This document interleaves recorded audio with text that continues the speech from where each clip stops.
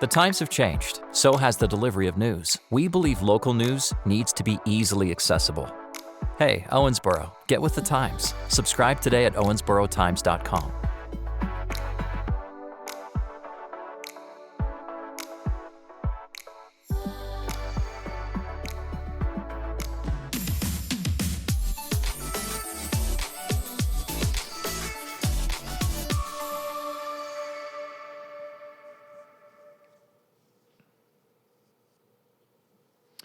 Hello, everyone, and welcome to the Owensboro Times 2022 General Election Town Hall, sponsored by Jerry Ray Davis Chrysler Dodge Jeep Ram. I'm Jake Boswell. I'll be moderating this final event of this evening.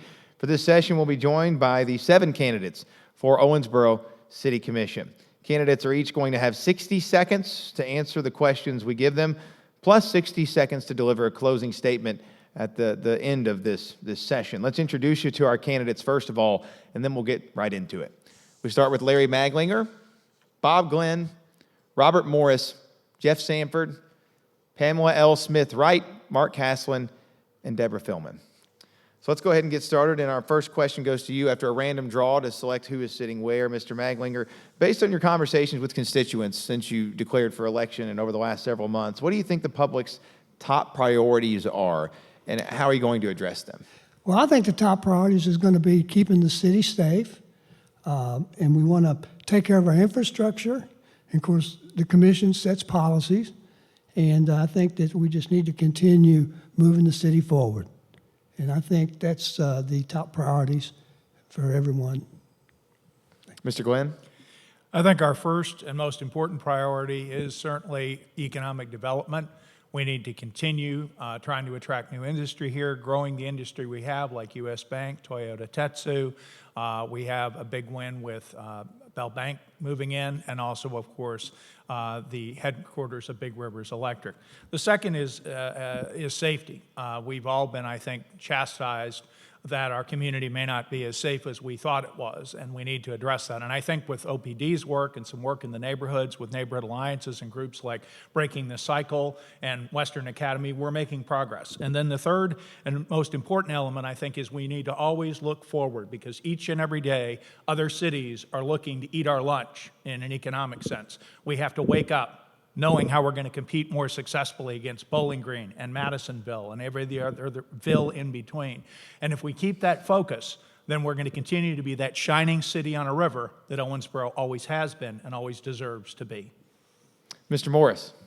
Well, number one, it's a 2-year term if I win, and I'd like to see the simple things get done, like getting our sidewalks. I hear people, they need their sidewalks fixed. They need city properties maintained and taken care of. We've got to do a better job of taking care of our taxpayers and the simple things they need done. Some of these sidewalks, you can't even make passage on them. So I get a lot of concerns that they're not being heard for the simple of the things. Yeah, of course, the safety is a huge thing, and I'm a big proponent of the curfew. I think we need a curfew. You get people, and I will get into that deeper if anybody wants to know. You get folks that want to see transparency and things that are going on in our city. I don't, as far as we need more, we put all of our eggs in one basket. A lot of people are concerned with one LLC or what have you doing all the work down here, when we need to get more than one LLC, putting all our eggs in one basket and getting jobs done on time and on budget, so that things like House Bill 8 don't sneak up on you and bite you. So I want to see transparency in government, and people are talking about that. Diversity is huge. I want to see diversity in our city hall, our police department, our fire department, in our city hall. We've got to utilize all our people to fill these areas that need to be filled. But people have a lot of concerns that they're not being heard about the simplest of things. So, I plan on doing those on time and on budget and getting those done. Mr. Sanford, question to you. Based on your conversations with constituents, what do you think the public's top priorities are, and how do you plan to address them? The top priority for me is public safety. I think we've come a long way in trying to put a little bit more money in our police officers' pockets, and due to the past commissions and the current commission. Number two is, a lot of people think our police officers can raise our kids, and they can't. And so there's a thing called personal responsibility, and we need to do a better job parenting. Number three, we got to keep drugs away from our kids, and this has to be a city policy where no drug is going to come into our city, and we have to just stand up and say no. And we recently had a little meeting with some churches and some other organizations about really working together instead of working as separate units, and taking house by house, block by block, and saying there's not going to be drugs and there's not going to be violence in this house, in this block, and we're going to grow it if we work together. And I think we can. We really had a really good meeting, and I think it's something I'd like to implement in the next term. Thank you. Ms. Smith-Wright, same question. I think that, as everyone else has said, the most important thing for any city is public safety. And, we need to start caring more about our firemen and police officers, because they put their lives on the line every day trying to save us and to keep this community safe. And so we need to fund the police officers. We need to listen to what they need. If there's equipment, like if they need body cams, if they need we need a training center here to make sure that our police officers are the best that they can be, and also our firemen. And so that's the most important thing I see right now. Let's move along to Mr. Castlen. Yes, thank you. Of course, public safety is very important to all of our community. I agree with that. Another thing that's very important is child care for the families, or lack of child care right now. I think we need to focus on that, possibly try to get Frankfurt to help address it. Gun violence, of course, has been very concerning to the public. And as Jeff said, we just had a meeting the other night with some of the churches and the other organizations here in our city to try to come together and address that. We're going to be the boots on the ground, and it's just getting started. Another thing is keeping taxes in check, and by doing that, we need to keep our budget in check, and also address our senior center. We've got to get a senior center built. And Ms. Fillman, to you. Thank you. I would agree on the public safety. I think that's paramount to any community where you, of course, are not afraid to live in that community. But in addition to that, I think economics and jobs is a key. And it's not just jobs, but if you're a business, finding the qualified workers to fill those positions. And we're in a unique situation right now since COVID where we're seeing a lot of expenses on families, and it's difficult, so it's really a key. And the thing I would add that probably I haven't heard yet is the quality of life, things that make this community a nice place to live, like the arts community and the beautification and cleanliness of this community. I would add that. Let's move along to our second question, and Mr. Glenn, you'll get the first opportunity to answer this time around. Do you think that vulnerable populations in Owensboro have access to all the services they need? If not, how would you improve that? So we're talking about the homeless as an example, and seniors, yes. I think that you can never have enough great facilities, but it's like a quilt. You have to have a quilt, a pattern of federal government, state government, and nonprofit agencies. I'm on the St. Benedict's Homeless Shelter Board. I was also on the Crossroads Board. And you have different needs for different groups. Women who are battered or victims of domestic abuse have far different needs than men who are drug addicted and need to go through counseling. I think we have a lot of great organizations that are doing a lot of great work. I think we could do, collectively, if we get the state, county, and city together, we can do a better job of synergy, connecting them and trying to avoid redundancy. But I also think that most of the organizations in our community do amazing work.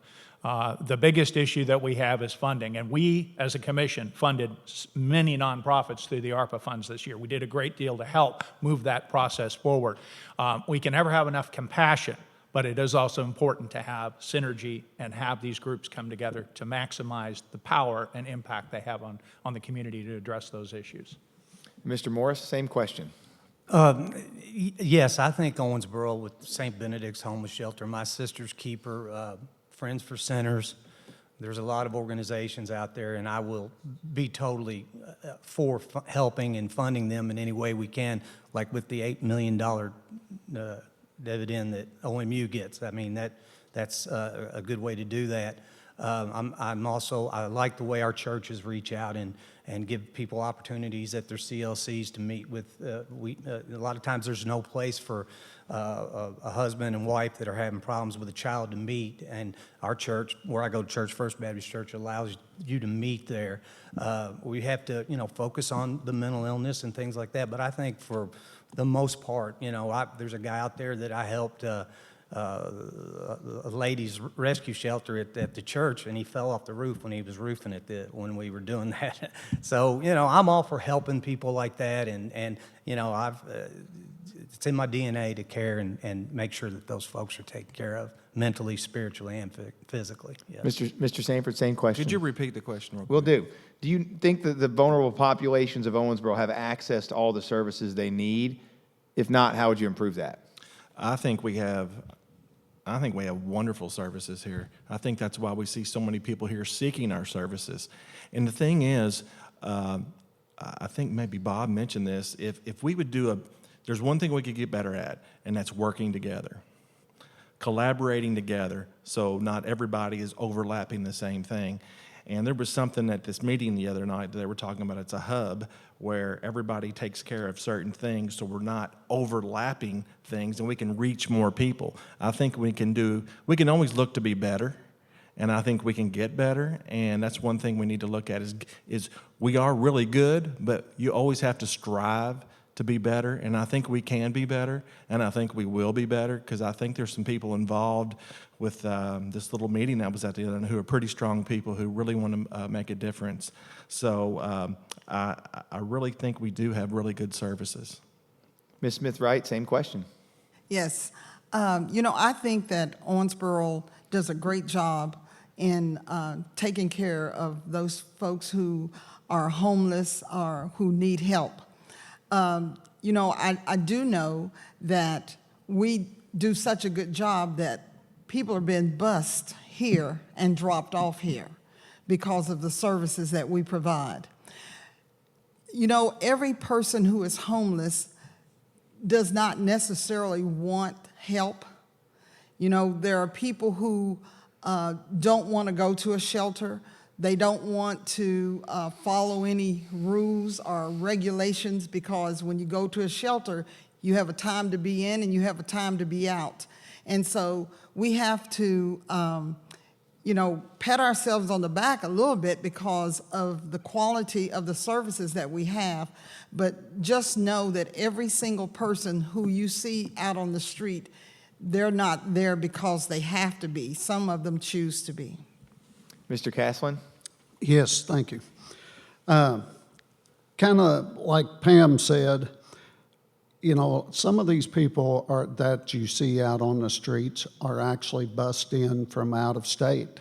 I attended many of Beverly's Hearty Slice events, and I'll see homeless people come up, and I'll go over and talk to them, and many of them have said, yeah, I was in jail for drugs, and, the city of, we'll just say St. Louis, gave me $20 and a bus ticket and said, go to Owensboro, they can help you. I don't think it's fair for our local people to have to stand in line behind people being bussed in from out of state. I don't know what we could do about it, but I do know that we've got some great institutions here, like the Boulware Center, St. Benedict's, the Patino Shelter, nonprofits that really work hard to help all of those here in the city, and I'm proud of them. Thank you. Ms. Fillman, the same question. Do you think that vulnerable populations have access to all the services they need here? Thank you. I do think we have great services here. I would say that the definition of vulnerable population is broader than what we've talked about thus far. There's a lot more need than we often see. And access, having the services and the people being able to access are two different things. Can they get transportation there? Do they have the financial means to get those services? And can they navigate the system? So there's a lot more with the access issue than just having the services here. We're great, but we have room for improvement. And Mr. Maglinger, we'll wrap it up with you. Yes, I think the nonprofits do a wonderful job, and it was great that we got to support them as much as we did this year. I think there's access, but I'm not sure that the homeless and the vulnerable know how to access it. United Way has a 211 system that you can call, and it will tell you how to get help. And I think that needs to be promoted more, and can do anything we can to help the people that need it. Thank you. Before we move on to our third question, I want to remind everybody of our time limits. If we go over just in the sake of time and not keeping us all here super late tonight, we'll have to cut the microphone. So I want to put that out there to everybody before we start our third question. It goes to you, Mr. Morris, first.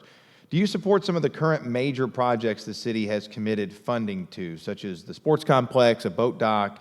Why or why not? I'm against the boat dock. $10 million in a inflation at 8.5%, you're going to get probably $7 million worth of goods and services.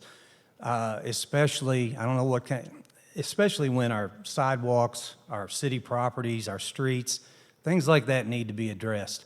I'm all for downtown development and single-family dwellings. That's going to build downtown. But I'd like to see the hotel going quicker downtown. I'd like to see that moving on. Big Rivers, they're moving on. I mean, they're getting it done, things like that. We need to implement more people to do things. Work on our sidewalks. There used to be 2 companies that worked on our sidewalks. Now you just see 1. There used to be 2 developers building hotels around here and doing things like that. Now you only see 1. I don't think we're doing a good job in bidding and getting things done on time and on budget. I would be a good steward at that. I built custom homes for 20-some years. I had to get those projects done on time and on budget. Let's move on to Mr. Sanford. Same question. One of the reasons we passed the room fee, or tax you might say, is to create another revenue stream, which can help pay for these things. And we've identified how to pay for them. And I get it, not everybody is for everything, but that's what makes Owensboro special, is we have a little bit for a lot of people. Your interest might be in art, it could be in tennis, it could be in mountain biking, it could be in hockey, it could be whatever it is. And the more things that we add, it fills a niche for more people. And that's why when people come to town, they see these things. Big Rivers, for instance. We're sitting in a building that I was in a meeting upstairs, and one of the board of the directors, he told me, we would have not come here unless you all had invested in yourselves. And we keep investing in ourselves, and that's what attracts people. People that live here don't see it every day, but people from outside in, and when they come here, they say, how can a town this size do the things that y'all have done?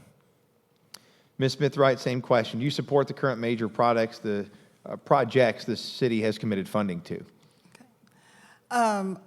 I tell you, I was a city commissioner for 5 terms, 10 years, and we did great things while I was in office, and a lot of the things that we did, we got a lot of criticism for, like the concrete trees. People were talking about the concrete trees. Why would you all spend $1 million on concrete trees? But the thing is, that park became the #1 park in the world, and people from all over the United States visit that park. Now, I know a lot of people didn't like it, but it brought economic value to our city. So, there's a lot of reasons why commissions do what they do, and it's only for the betterment of our community. I think that we need a senior center. That's one of the things that I'm pushing for, because they were promised it a long time ago and didn't get it. Mr. Castlen? Yes. Well, as far as the sportsplex, yes, I think we need that, and I think it'll help pay for itself. I think everybody that knows, that watched the voting on the boat dock, knows that I was adamantly against the boat dock. It's too much money for too few people for too short a time of the year. It's going to be sitting there empty majority of the time, and I'm doubtful that the room tax will pay for all of the maintenance on the debt that's going to be incurred, having the boat dock on there with the sportsplex. I hope that it does. I hope I'm proven wrong. But yes, I did talk to the other commissioners about the boat dock, tried to sway them into voting against it, but there was, no swaying them. Also, as far as future projects, I feel like that money would have been better in the future. Ms. Fillman? Thank you. I think you have to look at the return on investment, which pretty much everyone has said that. And so the sports complex, I think, yes, I would be in support of. I do have questions about the boat dock. But I know that, there may have been reasons, but I would like to know what those are. So I'm questioning that. Same question to you, Mr. Maglinger. Well, the boat dock, the transit dock, was a part of the original plan. We spent over $200 million on that downtown riverfront, and there's no way to get from the river up to the hotels, the river park, the convention center, the Bluegrass Museum, and everything we have here. And so I think now was the time to do it. It's not going to be, it's going to keep increasing in price. And doing it this time with a way to pay for it, with a room tax, I think was the right time. And I think in the future, it'll be something we'll be proud of. Thank you. Mr. Glenn? Yes. In terms of projects, I would say that the vast majority of the projects are not going to pay for themselves, but they're definitely going to improve our quality of life. The flood control project at York, in the York neighborhood, the upgrades to the Cravens pool are going to be significant to that community and mean a lot to children and families in that area. Somebody's mentioned streets and sidewalks. This commission has authorized more street and sidewalk work historically than anyone who's ever served. So we collectively are doing more in terms of funding improvements on our streets and our byways than at any other time in the city's history. As far as the boat dock is concerned, we have a tremendous marketing team at City Hall. They put on the air show, they've put on the Hydra Fair, and a host of other events. There's absolutely no doubt that boat dock will be properly marketed. The other is we've always had a boat dock. The city ran one for many years. There are pictures of it. And the Executive Inn had a very successful operation with it. It shouldn't have been torn down, but it was. But as Commissioner Maglinger has pointed out, we need a gateway to downtown. It makes absolutely no sense if you're a boater to be in a position where you can't access Owensboro by water.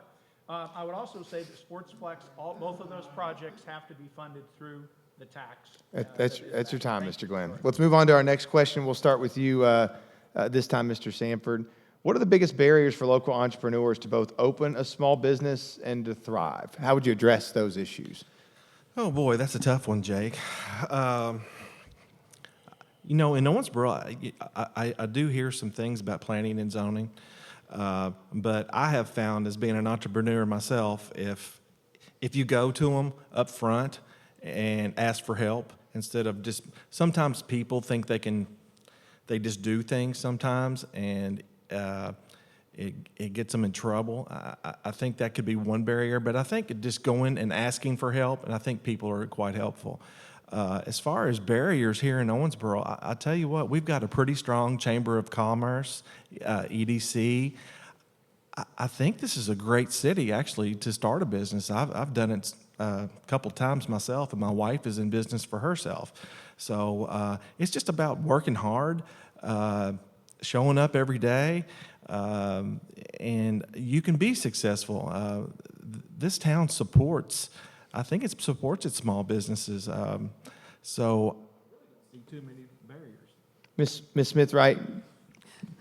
I've owned 3 businesses here, and I think I did okay with those. Now, but I have heard, most of the complaints is about planning and zoning. I feel that when someone goes to planning and zoning and asks them, tell them that they're getting ready to start a business and this is the kind of business I want, what do I need to do? And I think somehow they are not explaining it as it should be explained, because there's too many people who are complaining about the same thing. So I just think that there's a miscommunication between the persons who are starting the business and planning and zoning. And if communication is everything, and if you can get that correct, then I think everything will be fine, because Owensboro is a great place to start a business. Mr. Castlen, I'll restate the question. What are the biggest barriers you believe for local entrepreneurs to open a small business and to thrive with it? Well, I think one of the biggest barriers right now is lack of employees, and then having employees with a good work ethic, and getting those people to show up. You know, right now, even our union companies are just paying over union scale to try to get people to show up, and they'll come in and work for a week or two and then quit, just because they have poor work ethics. Now, as far as being with planning and zoning, I have not heard any complaints in my almost 2 years as a commissioner, but that's not to say that they're not out there. Sometimes people don't complain, you know, on certain issues very often, but I have not had any complaints on the planning and zoning. And Ms. Fillman, same question. Thank you. I think the biggest barrier would be navigating those resources, because I think those resources are there to help the small businesses start, like with our Economic Development Corporation, Chamber of Commerce, GRAD. There are lots of areas they can go, but finding that and navigating, it's like Pam said, that communication piece is key. Mr. Maglinger? Thank you. Started my business 46 years ago, and it's tough. You know, funding is a large part of it. My advice is to work on the funding with your local banker, and also ask for help. Other business owners will be glad to help you. I also think that there's a lot of red tape, there's a lot of things you have to go through, and I believe that we could use a point person that could work through all of the different barriers, from planning and zoning to the Owensboro ordinances to the state ordinances and their requirements. And I think that's something that we ought to look into in the future that would help start new businesses and entrepreneurs. Thank you. Mr. Glenn, I'll restate the question for you. What do you think the biggest barriers could be for local entrepreneurs to both open a small business and for it to then thrive? Well, we have a small business development program at the same location as the Chamber, and I'd encourage possible new business owners to consult them. I think too few do, and they don't come in with a strong marketing plan. But I would say that the lack of employees, the lack of soft skills for those employees, the knowledge that you need to show up, or if you're not able to show up, to call in, the fact that there need to be affordable places to locate a business are all barriers in our community. I was on the Small Business Planning and Zoning Committee when there were a lot of complaints, and I would just say I think generally planning and zoning does a good job. But it might be helpful for them to have a zoning 101 course for potential entrepreneurs and small business owners to orient them to the proper way to ask questions, the proper way to prepare for visits and inspections. And I think if we're able to do that, we'll become a more business-friendly community. I think we are in many ways, and we have a great level of quality of life in this community. Who wouldn't want to live and work and own a business in Owensboro, Kentucky? And Mr. Morris, we'll wrap it up with you. Well, I think it takes capital and courage. You got to have those two. I think planning and zoning went through a rough leadership, maybe one passed. They've got good leadership now. I had to deal with them, 200 custom homes, didn't have a problem. They've got a website that you can go to, even I can go to it, and step by step tells you what you got to do. Our Hall of Famers, some up here, Larry, our chamber, they need to create a task force that goes out before they start that business, hold their hand, help them, give them that backing they need. They need to meet with them every quarter, go over their spreadsheets, let them see their bookwork. Hey, you're doing this wrong, you're doing that wrong. Hey, let me get a dozen of those cupcakes. The Hall of Famers and the Chamber need to support these people. And the Chamber needs to maybe look about seeing how giving them maybe a free ride for a couple of months, you know, to get them involved and introduce them to things like that. But with our Hall of Famers, you got to embrace our entrepreneurial spirit, because that's part of Owensboro. That's a big part of Owensboro. We moved on now to our final question. So each of you will get a chance to answer this, and then we'll go around one final time for closing statements. Ms. Smith-Wright, you get to go first this time. How do we retain local young people? We've probably heard this one before, everybody up here, right? How do you retain local young people as well as attract top talent to live and work here in Owensboro? That's a great question. You know, I have 2 children, and they both live out of town, and said they would never come back to Owensboro because for young people, Owensboro doesn't have some of the things that young people are looking for, as far as entertainment, as far as jobs, you know, and the money. It's not here. So what we have to do, we've got to train a workforce, and I've said this before, that if we have big companies to come in town, our workforce is ready to go into those jobs. And then maybe if we get young people here, then other young people will come back. So it's a thing that we have got to start investing in our young people, and that's through education. That's the road to it. Mr. Castlen. Yes, I think we have to, number one, become more inclusive, a little more modern in our entertainment. I think that some people are trying to hold back on some of the our younger generation on what they would like to see as far as entertainment. Also be a little more flexible with jobs in the job market.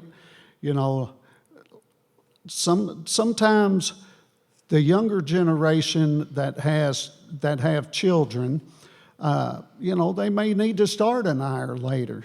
And if people could be a little more flexible with their start times and make adjustments to help accommodate some of the growing families, I think it would help keep the younger people here in town. Ms. Fillman, same question. Thank you. I think they have to be involved and engaged at a leadership level. You know, when you're looking here, and none of us, I don't think, fit this quality of young and, you know, yeah, right now. Sorry, folks, but we need to have them involved at this level, because their ideas will help move this community in a way that we have not seen before. And maybe we don't have those same viewpoints or whatever. We need those viewpoints at this level. Mr. Maglinger. Thank you. We need to keep providing the amenities that young people want. Having incentives to come back or stay in Owensboro, keep working to get better jobs and more jobs for the young people. Keep our downtown vibrant, do the things that we need to do to move our city forward and to entice people to want to live here and stay here. Thank you. Mr. Glenn, I'll restate the question. How do we retain local young people as well as attract top talent here at Owensboro? Well, the first is we have to look at the corporate model, and that is there are lots of corporations that don't like communities, that are closed-minded, and we need to keep that in mind. We've had one shot at the fairness ordinance. We failed as a community. We have another opportunity down the road if that comes up. I can't emphasize enough that one of the biggest issues you have with young people is they want to be paid decently so they can raise a family and live here. And the second, and that's another problem, we've been called and labeled a low-wage hub over the years, particularly compared to even comparative cities like Madison, Bell, or Henderson.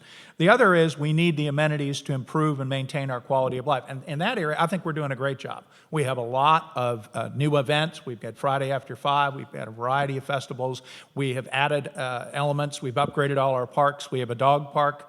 We have a skate park. We have a lot of things that should attract young people. But the best way to attract young people, and we are one of the leaders in young families moving to Owensboro to buy a home, one of the best places to buy in the country, is word of mouth. Someone telling you, Owensboro is a great place to live, you should come here. Mr. Morris?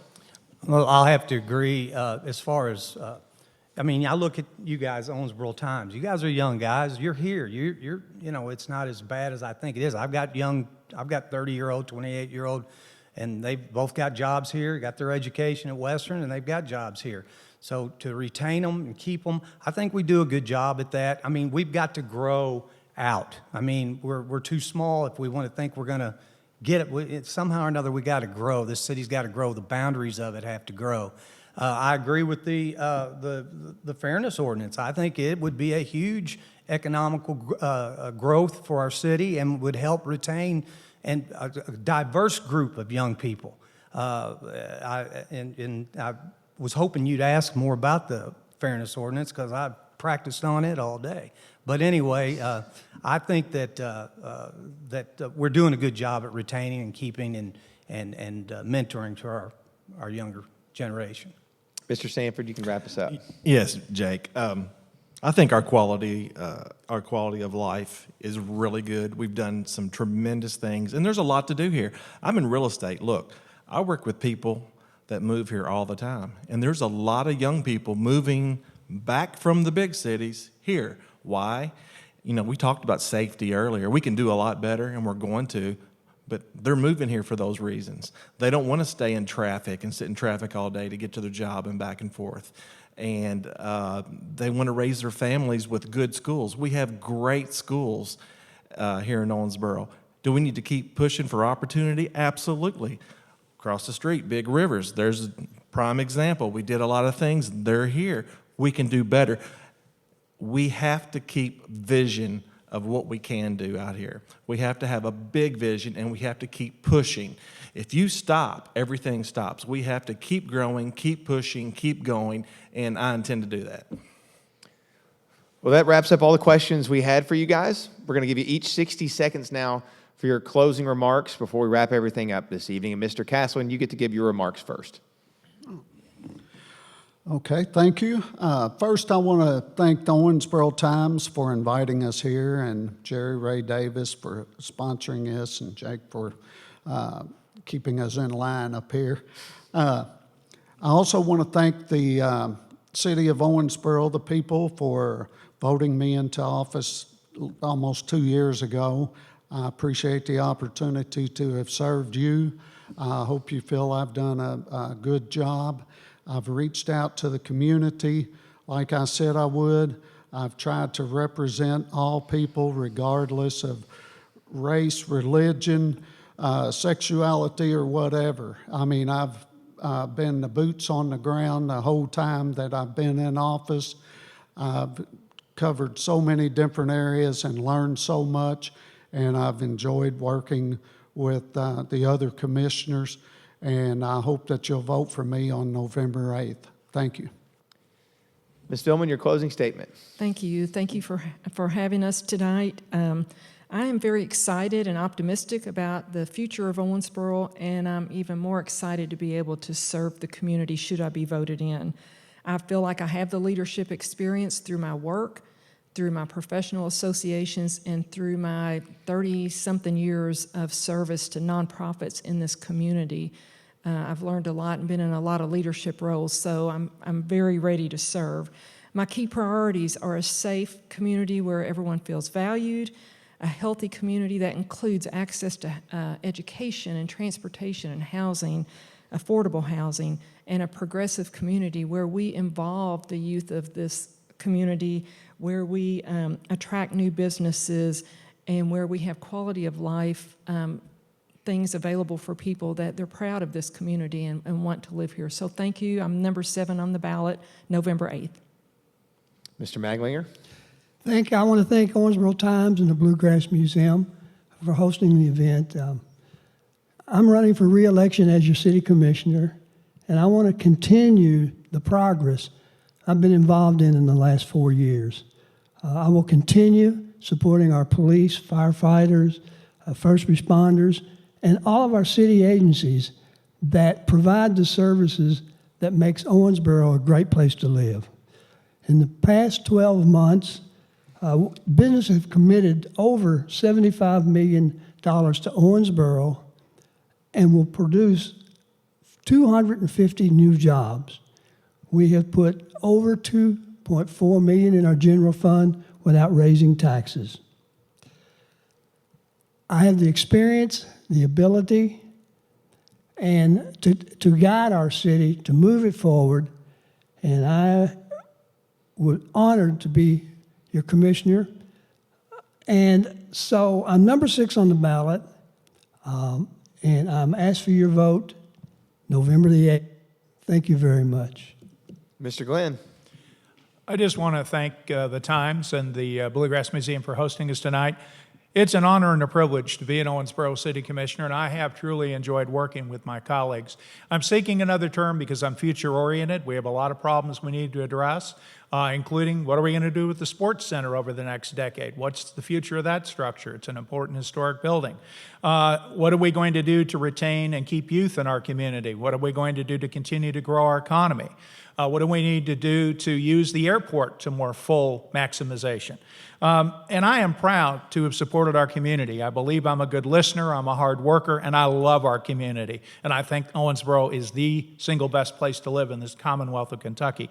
And I'm proud, as I finish up here, to have the support of the Fraternal Order of Police, Labor, the Sierra Club, and also a number of other groups. It's been a pleasure to serve you, and I'd ask for another term. Thank you for your time. Mr. Morris, your closing remarks. Well, I think it's time for new eyes and ears and boots on the ground to take care of things. I've been to several areas where our city properties are, I mean, you can kind of look downtown and see, it kind of looks like a bomb went off down here. And things need to get done and get finished, and I'm going to get those done and finished the best I can in my 2 years that I'll have. There'll be transparency in those deals. I want to see our city schools get some resource officers. If we got all the money coming into these, to our schools, we need resource officers to protect our teachers and to protect our students. I enjoy local politics. I found that this is something I enjoy. I want to thank my wife, Susan, that's out there sitting in her mom's dedicated chair that's out there. I love you. And, But I just look forward to being a problem solver and working with these guys. I mean, I don't have an axe to grind with these guys. I want to work with them and try to get things done, but there's some things I disagree that's going on, and I'd like to change that. Mr. Sanford, your closing remarks. I just want to thank you, Jake. Thanks, Owensboro Times, Jerry Ray Davis for sponsoring this, and all the candidates. Let's be honest, to be a candidate, and I've done it several times or more, it's hard. You have to be away from your family. There's a lot of things you have to do. And serving as a city commissioner is hard. You make people mad. And you have to be able to make decisions that are hard decisions. And sometimes people don't have all the information and things hit out here and they get a little upset with you, but you got to be tough. And you have to have a vision for what you want for the future of Owensboro. I think I have a vision. I see big things for Owensboro. I see us growing. I see those young people coming, and I see them coming now, and I see more coming in the future. I think the future is bright, and I have the ability, experience, and the business experience to get it done. And I would ask for your vote on November 8th. Thank you. All right, Ms. Smith-Wright, you can wrap us up. Okay. Thank you. Jake, I want to thank you, the Bluegrass Museum, and also Owensboro Times for this opportunity for me to express myself to the questions that you've asked tonight. On November the 8th, you will make a decision on who you would like for your city commissioner, and I hope that you will vote for me. A vote for me will be a vote for experience and thinking out of the box for our community. When you vote for me, you will get the very best of me. And I promise you, as I did before, and as I have before, I will have an open door policy. I will listen to the needs of this community, and then I would apply the right decision thereof. So please, on November the 8th, I'm number 4 on the ballot. Would you vote for Pamela Smith-Wright? Thank you. That wraps up this session. That wraps up our town hall this evening, too. Thanks to everybody who took the time to watch at home. Thanks to the folks who are here today to support the candidates. We want to thank the Bluegrass Music Hall of Fame and Museum for letting us take over pretty much for the entire day. It's a fantastic facility.